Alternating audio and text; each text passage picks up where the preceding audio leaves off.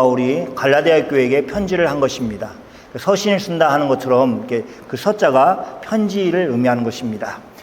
갈라디아 교회는 바른 복음에서 떠나 있어서 사도 바울이 염려하여서 편지를 한 것입니다. 갈라디아 교회가 위협을 받았습니다. 위협한 사람들인 할레파 유대인이었습니다. 물론 그들도 예수님을 믿는 사람들이었습니다. 그러나 그들은 유대인이어서 예수님을 믿는 것도 하고 함께 할례도 반드시 받아야 한다고 하였습니다. 유대인이라면 상관없는데 이방인들이 할례를 받는 것은 어려운 장벽이었습니다. 그 장벽을 쳐서 할례를 꼭 받아야만 구원을 받는다고 얘기하였습니다. 예수님만을 믿는 것은 부족하고 예수도 믿고 그리고 할례도 받아야 된다고 얘기하였습니다. 사도 바울은 그들의 주장에 맞서서 예수 그리스도를 믿는 것으로 충분하다, 구원받기에 충분하다고 얘기하였습니다. 그런 의미에서 세례는 구원받기 위한 조건이 아니라 구원받은 자들의 인친 것, 또 표시가 되었습니다. 구원을 받는 사람이 이미 구원을 받았기 때문에 공적으로 그렇게 저 구원받았습니다 하고 드러내는 상징이었습니다. 신앙 고백을 하는 것과 마찬가지인 것입니다. 갈라디아 교회의 성도들은 바로 그 세례를 이미 받았습니다. 그래서 사도 바울은 오늘 본문에서 세례의 의미를 다시 설명하고 갈라디아 교회가 바른 복음 안에 서 있으라고 말하였습니다. 오늘 말씀을 통해서 세례에 대해서 우리가 어떤 의미가 있는지 살펴보겠습니다. 첫 번째, 과거의 낡은 옷을 벗어버리라입니다. 그런 의미가 있습니다. 차를 타고 운전을 하다 보면 공사하는 현장이 있을 것입니다. 근데 왠지 같은 사람들인데 유니폼을 입은 사람들은 저 사람들이 집을 잘 지켰구나, 도로를 잘 건설하겠구나 하는 그런 든든함이 생길 것입니다. 그냥 평범한 옷을 입은 사람들이 나오면 좀 약간 믿음이 좀 덜할 것입니다. 그래서 유니폼이 주는 효과입니다. 경찰복을 입고 또 군인의 옷을 정복을 입고 하는 것은 다 신뢰를 주는 것입니다. 어떤 옷을 걸쳤느냐에 따라서 사람들의 상황에 따라서 틀려 보이는 것입니다. 그러니까 교회에 올 때 양복을 입고 오는 분들은 이렇게 고개를 끄덕거리고, 양복을 입지 못한 분들은 또 이 나라는 자유로우니까 사실은 그렇지만 또 그렇게 보는 것입니다. 사도 바울은 갈라디아 교회에게 그들이 세례를 받았을 때 그런 일이 일어났다고 말하고 있습니다. 어떤 일이요?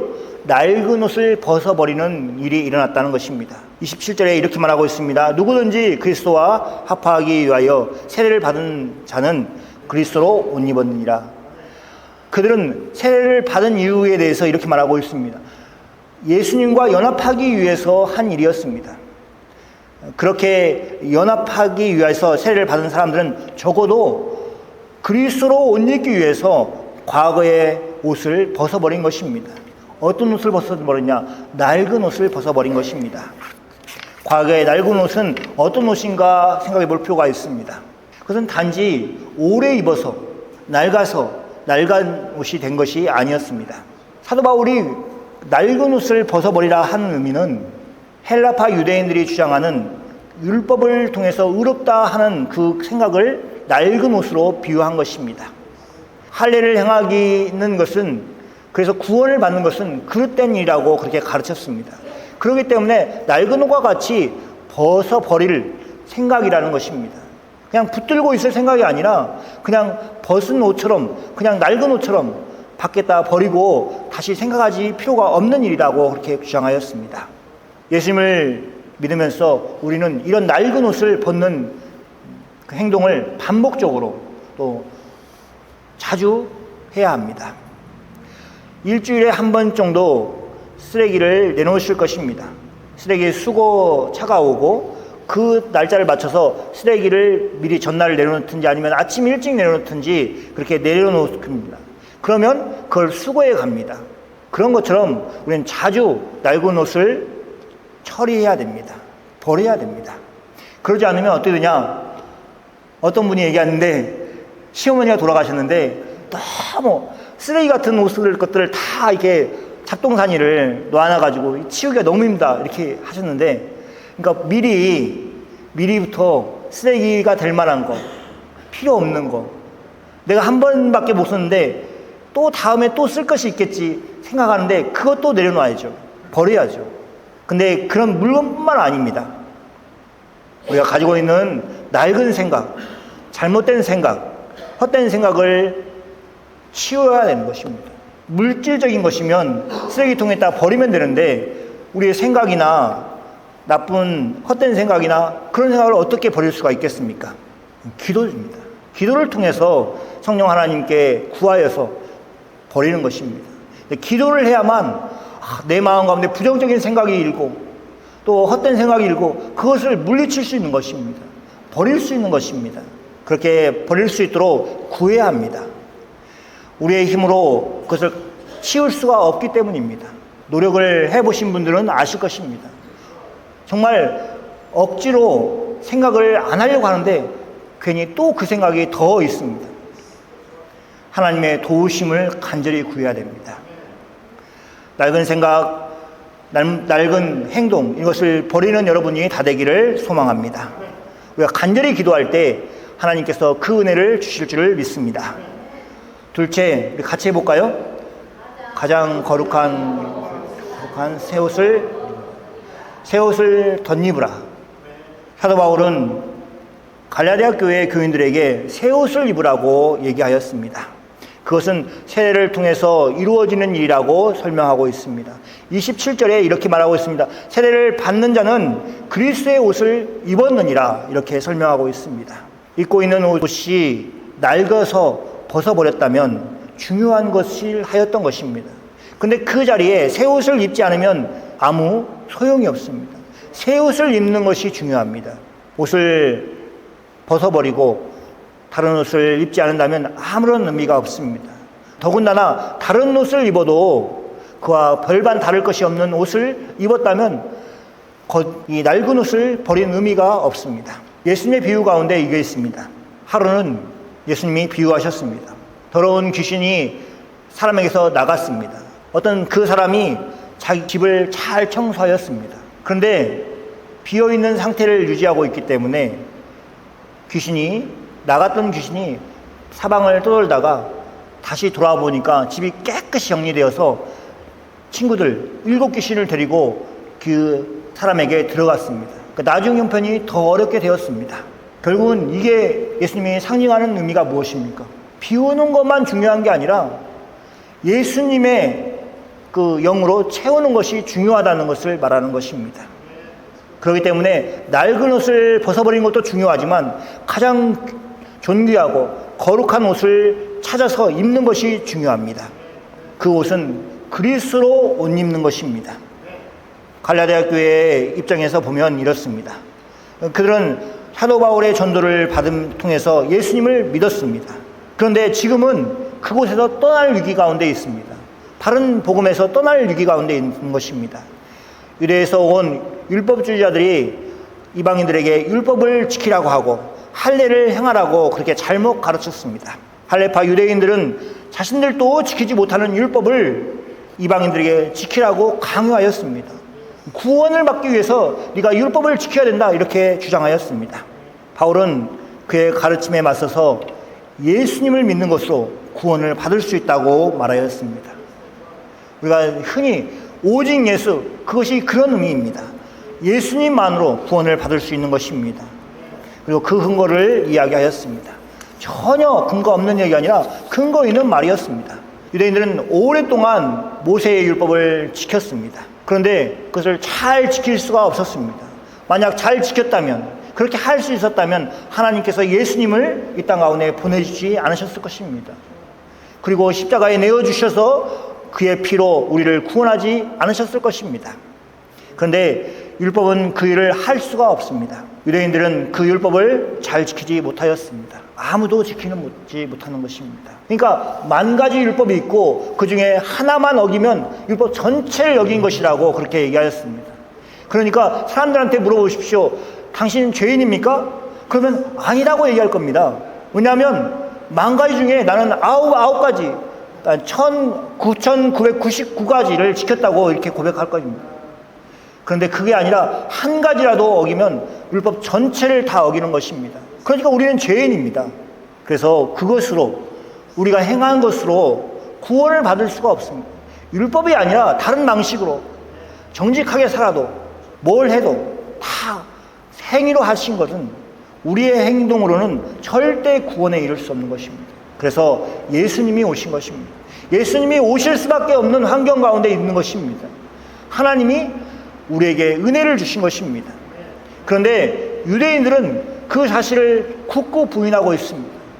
왜냐하면 자신들이 율법을 이미 지키고 있고 이미 할 일을 행하기 때문에 그렇게 하라고 그렇게 강요하였습니다. 자신들도 하지 못해서 예수님을 믿으면서도 그렇게 그것을 행하야만 구원을 받는다고 주장하였습니다. 예수님과 연합하기 위해서 세례를 이미 받았다. 그러니까 세례를 받았으면 너희가 이미 구원을 받은 것이다 라고 그렇게 사도 바울이 강조하였습니다. 그들이 받은 세례는 구원하시는 예수님이 자신들과 함께 있다는 것을 상징하는 것이었습니다.